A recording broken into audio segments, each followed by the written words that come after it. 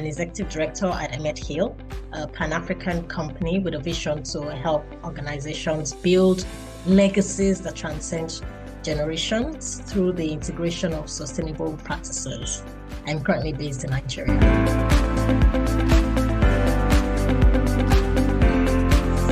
And so as a person, I'm always fascinated by challenges, and I thrive on successfully tackling them.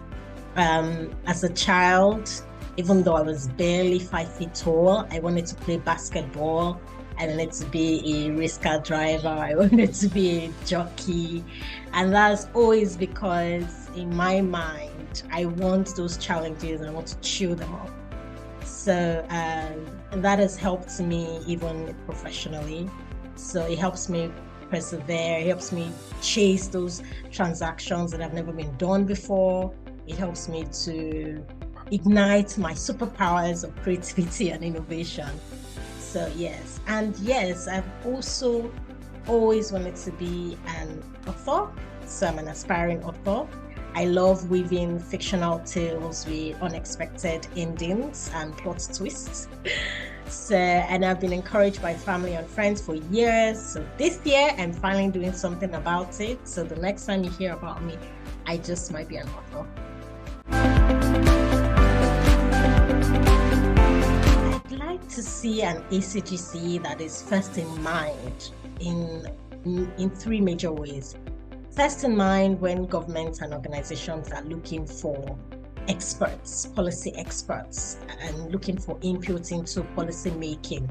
I'd like to see an ACGC where recruiters know that they're likely to find the best talent when they want to fill roles or even board positions, because we're getting to a place where we're helping our people transcend beyond just contributing as board members, in-house lawyers, to also becoming board directors. And I'm also looking forward to an ACGC where people forge lasting connections. And the reason why this is important is because, if you listen to the last African CEO Forum, and you remember what Aliko Dangote said, and he made waves, how to come across Africa, it's so difficult to travel from one African country to another. And so, of course, that makes doing business in Africa really difficult. So I'm looking for an ACGC that will create that platform that enables doing business becomes seamless. And how would we achieve this? We'd achieve this because our members are working government organizations and can push for changes in travel policies. Our members work in organizations that can push for business policies that just makes doing business in Africa seamless and makes it easier so that we can do more business, intra-Africa business. And also looking forward to an ACGC where organizations outside of Africa will reach out to first whenever they're looking for information, expertise, talents to hire, those kind of things. And of course, a strong network among members where I can go to Ghana and I have a home to stay in and not necessarily a hotel. So that's what I'm looking forward to, my vision for ACGC. How will I help ACGC? As a person, I'm already a huge fan of ACGC, so definitely promoting ACGC everywhere and shouting it from the rooftops, hey, you need to be here, is one of the things that I'm doing. Contributing my expertise, my experience to upskilling our members and mentoring is another thing that I'll do, and also to help build stronger networks amongst members is something that I'm also looking forward to contributing. One significant challenge, and I can highlight one or two. One significant challenge that I would say is the lack of centralized data on African laws and regulations. Where do I go when I'm looking for information for Gambia, for Lesotho, for Egypt? Where do I go? That is one difficult thing. Where do I go? Especially because, again, we have different languages that are official languages in all of these areas, which make it even more difficult. So when you're doing transborder transactions, all of these different nuances now come into play. Sometimes you find that amongst ourselves, there's this discrimination amongst Africans themselves, leading to all of this lack of centralized place. Repository where you can find data and laws. So that's one challenge. Another challenge that I see is that we often in Africa play catch up with our legislation and our policies when it comes to emerging technologies. You see, these emerging technologies, we adopt them, but we often don't quickly develop policies that help us in the adoption. Oftentimes, we wait for policies to be developed in the West or elsewhere and then bring it back home. Sometimes even when it's not brought back home, it's that we are forced to adopt those because it's been adopted by organizations that we work with, we partner with, or that we represent. We now have to adopt those laws. Sometimes we find that those laws don't quite align with our realities in Africa, and yet we do have to work with those laws because that's all there is to work with. And also the knack for government to introduce laws and governments that create business challenges is another huge headache for in-house counsel. Sometimes it's because of a change in government that then leads to a policy change, unlike the stability that you have in most places outside of Africa. Those are some of the changes and the headaches and challenges that I can easily identify as challenges for in-house and government counsel.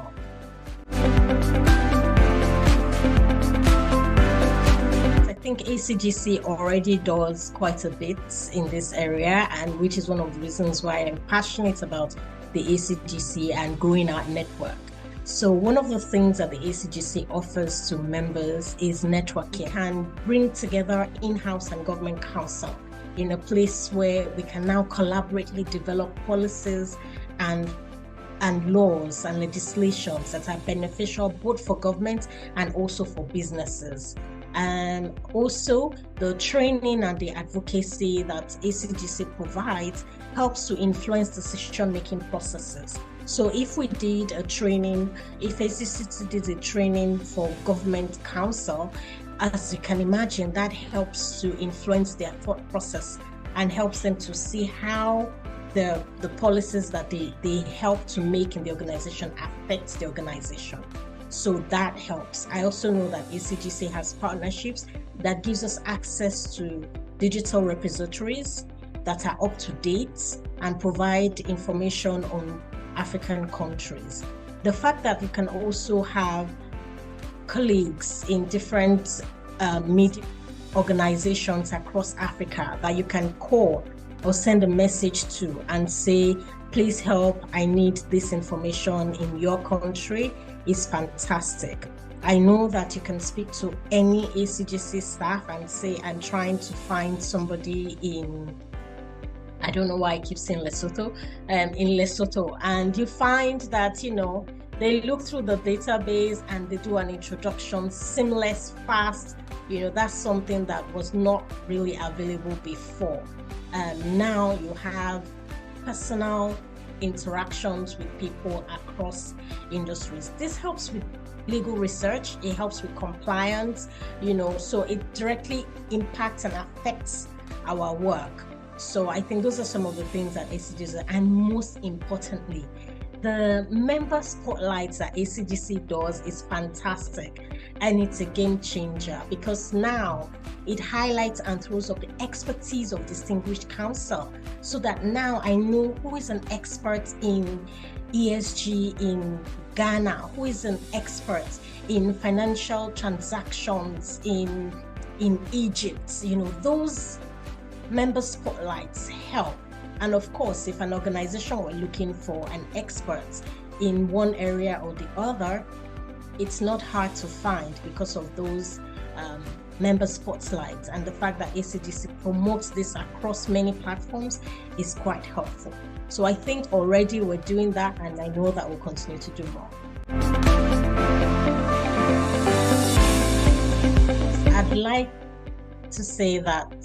I'd like to emphasize that as government and in-house counsel, our work is extremely important. A lot of times people think of us as cost centers, and we also find ourselves trying to use figures to prove that we're not, and financial numbers to prove that we're not a cost center, we contribute to business. But I think this is just a one single view approach. Because the truth is, our work helps to shape the way societies are run, because a government counsel, the policies that they make have direct impact on society. As in-house counsel, our work directly impacts the social, the economic, and the financial fortunes and impacts on society through the employees and the customers that we serve. So I would say, as government and in-house counsel, prove your value beyond only financial numbers. Let your values be seen through the things that you do. Our contributions to compliance, risk management, corporate governance, negotiations, helps to steady organizations. And I would say that go beyond numbers. If, for example, you're trying to demonstrate your value in ESG, you can use metrics and KPIs to demonstrate and link tangible results. And you can use that to link it to financial performance, investor attraction, customer loyalty, and also one thing is go beyond numbers, improving your value. Another thing I'd like to say as a final word is our profession, the legal profession, is transforming at an unprecedented rate. So it is essential that you keep upskilling yourself. Platforms like the ACGC helps because you can take advantage of many training and mentorship opportunities available to enhance our capacity. ACGC also helps, of course, with policy influencing and driving positive change. My last word is never get too busy to network. Never, ever throw your head down, look up, and then you're retiring and you don't have a strong network. Have your network across Africa, not just in Nigeria or Ghana or Egypt or wherever you are. Let's continue to collaborate amongst ourselves, to innovate, to build a stronger and a more cohesive legal framework across Africa. And I look forward to seeing everybody in Ghana, Akwaba.